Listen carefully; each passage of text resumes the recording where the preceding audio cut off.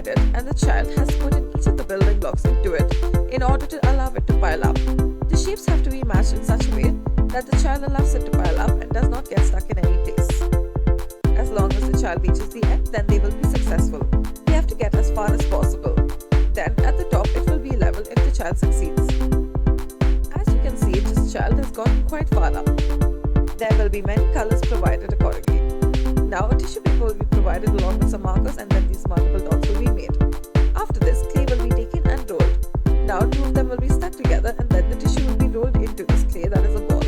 Now add this onto a sheet of paper, use water on top of it to allow it to spread. Draw on some stems underneath it. Now take this paper, cut it to the shape of different animals, take a cardboard paper, add glue to it and then stick it on separately. Now cut it out according to the shapes, then add multiple holes into it as such. Afterwards, take a tissue paper filled with these markers and then afterwards draw multiple dots and shapes onto it, add water to spread it out, make multiple cuts out of it as such.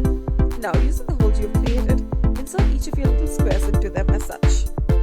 You may do this for your little shapes and make it as decorative as possible. This will be the final look for each of them.